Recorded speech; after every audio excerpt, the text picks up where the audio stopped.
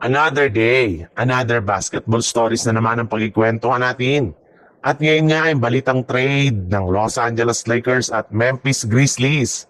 At ang balitang pagtanggal na nga daw ng 3-player ngayon ng Golden State Warriors. Malinaw na nga na hindi talaga isang legit na contender ang kasalukuyang lineup ngayon ng Los Angeles Lakers. Since puro may hinang team na merong underman na lineup ang kaya nilang talunin ngayong season. Parati nga silang tumitiklop sa tuwing malalakas at kumpleto ang lineup ng kanilang kalaban. Kaya tama na nga talaga ang sinabi noon ng NBA agent na LeBron James na si Rich Paul patungkol sa kanilang kupunan kung saan hindi talaga nito kakayanin na makapag-compete sa kampyonato. Kung ngayon nga ay hirap na sila sa pisikalidad ng kanilang mga kalaban, paano pa kaya pagdating ng playoffs? Kaya suggest na nga nito na dapat na nga daw na gamitin ng Los Angeles Lakers si Austin Reeves bilang trade asset ngayong season para makuha ang big man ng Memphis Grizzlies na si Jaren Jackson Jr. Kung gusto nga daw ng Lakers na makabuo ng mas malakas na lineup para kay Luka Doncic, ay kailangan na nga ngayon ng isang anchor katulad na lang ni Jaren Jackson Jr. na siyang pwedeng gamitin ng Lakers bilang kanilang starting power forward o di kaya starting center. Bukod rin nga kay Jackson Jr.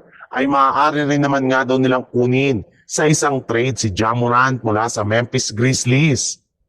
Sa ibang balita naman, kahit ano man nga ang gawing panalo ng Golden State Warriors sa kanilang mga nakalipas na laban, ay nakapako pa rin nga ang kanilang team sa ika-8 seed sa standing ng Western Conference.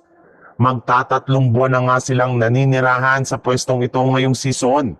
At bagamat man nga nagkaroon sila ng ilang mga impressive wins, ay may mga pagkakataon pa rin nga na hirap sila na makasabay at manalo laban sa mga malalakas na kupunan.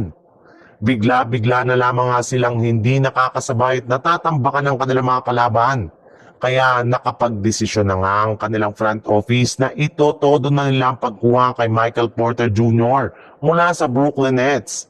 Malinaw na rin naman niyang nilatag ng Golden State Warriors ang kanilang trade package na ipang-o-offer sa Nets para lamang makuha ito ngayong season na binubuo ni Moses Moody, Jonathan Kuminga at si Buddy Hield.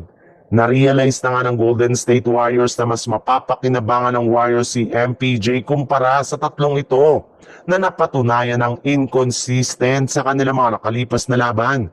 Kaya imbis nga na manatili sila sa kanilang lineup, ay gagamitin na lang ang mga ito bilang trade offer.